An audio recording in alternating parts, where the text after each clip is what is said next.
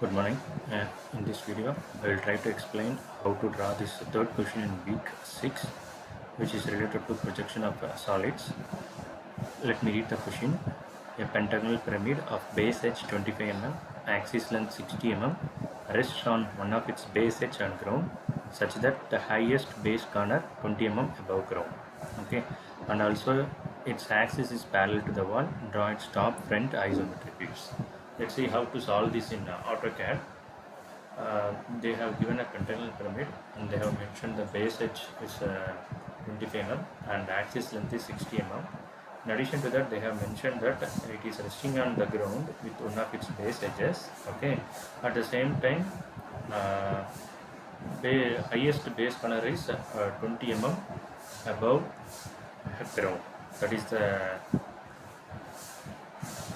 fourth information given in this question.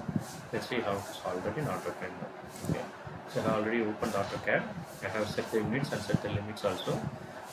As it is, as the pentagonal pyramid is resting on HP, we know that from the top view only we'll be able to see the pentagon. So just select the top view here. Okay, and make sure that 3D modeling is enabled in the right bottom. Okay, so top view is selected. Then we have to click pyramid, click sides. Number of sides in pentagonal pyramid is 5, so type 5.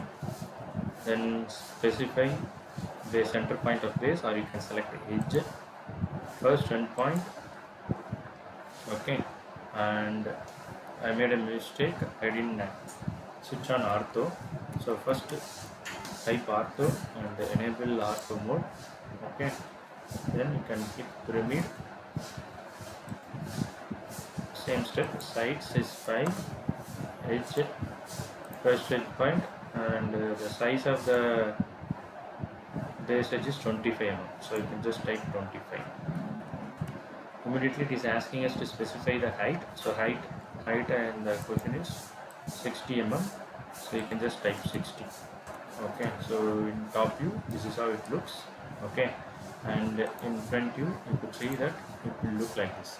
But in addition to that, they have mentioned that when it is resting on HP, one of the edges is 20 mm from the HP. So we have to do some modifications for that.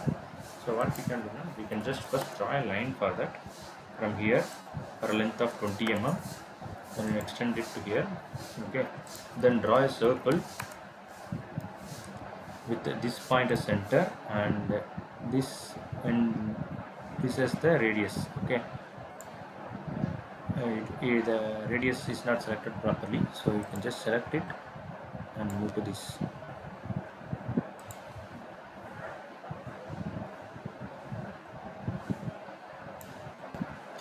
Okay, so the radius I have changed it. Radius is nothing but the horizontal length. Okay, now what we have to do now, we have to rotate. Just type rotate, select the object, enter, select the base point. Okay, now you can just select a reference.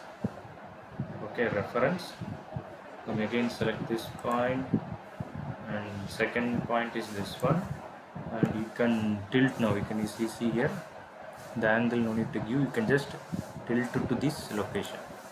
Okay, you can see that I have tilted to here.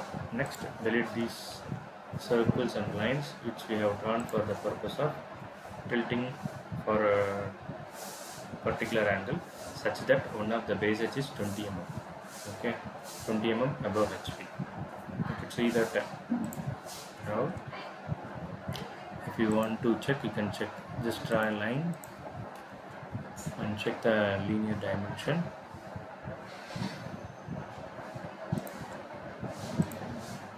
From here to here,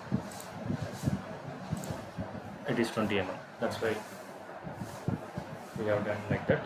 Okay, so next, as usual, first change it to first angle projection. Click OK. Then base, select the object, select first angle projection, then click OK.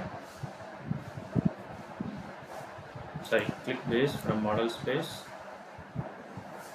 select object, enter. Layout name 2, I'm giving a random layout number and paste it here, exit. So this is the front view, top view, and then this is the right side, left hand side view and the orthographic view. Okay, we'll just draw the reference line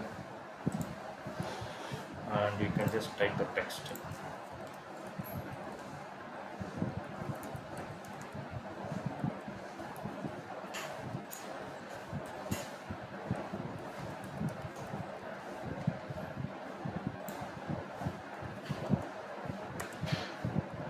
X, Y, this is VP, this is HP.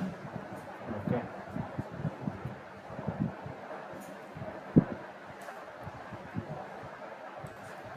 text.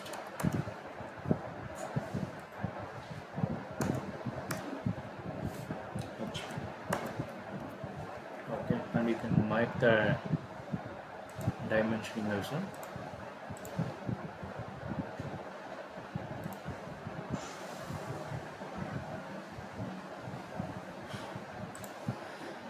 This is 16. We need the axis right, so you can just click line this distance. Okay, so this is how you have to give the dimension. Naming, you can just follow the procedures which we have followed from the previous questions. Okay.